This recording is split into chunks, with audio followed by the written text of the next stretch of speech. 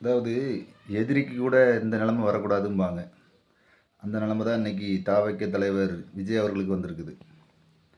நீங்கள் யாரை எதிர்த்து இவ்வளோ நாள் அரசியல் பண்ணீங்களோ, தீய சக்தி அப்படி திமுக விமர்சனம் மட்டுமே வச்சு ஆட்சிக்கு வந்துட்டீங்க, வந்துடுவீங்க, வருவீங்க, பிரச்சனை இல்லை. ஆனால் நீங்கள் இப்போ உங்களுக்கு ஆதரவு தர்ற கட்சிகளை பாருங்க. இவங்க முழுமையாக திமுகவுக்கு விழுந்த வாக்குகளால் வென்றவர்கள்.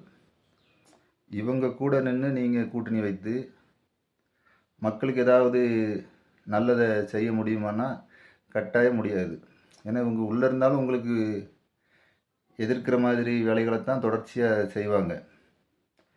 ஏன்னா 2016 மக்கள் நல கூட்டணின்னு ஒன்று அமைச்சாங்க. ஒரு சீட்டு கூட கேப்டன் விஜயகாந்த் அவர்களால் வெல்ல முடியலை. அதுக்கப்புறம் இவங்க விஜயகாந்த் கூட நின்னாங்களான்னா இப்போ வரைக்கும் திருப்பி உடனே அப்படியே திமுகவுக்கு வந்துட்டாங்க. அதாவது இவங்க கூட இருக்கிற கூட்டணிகளை பற்றி இப்போ காங்கிரஸை பற்றி எங்கள் அண்ணன் என்ன சொல்கிறாருன்னா இன துரோகிங்கிறாரு. இப்போ வந்து திமுக துரோகிங்கிறாங்க. சரியா? அப்புறம் மற்ற கட்சிகள், கம்யூனிஸ்ட் கட்சிகள் இங்கே இருந்தாலும் கொள்கை கூட்டணி தொடருங்கிறாங்க. அப்போது உங்களுக்கு வந்து உங்களோட திட்டங்களை சரியாக செய்ய விட மாட்டாங்க. மறு தேர்தல் வந்தால் கூட நீங்கள் எளிமையாக ஜெயிக்கலாம். இன்றைக்கி இப்போ இவங்க பண்ணுற குழப்பங்களுக்கு மக்கள் உங்களுக்கு 150 சீட்டுக்கு மேலே இது கொடுத்து ஜெயிக்க வைப்பாங்க.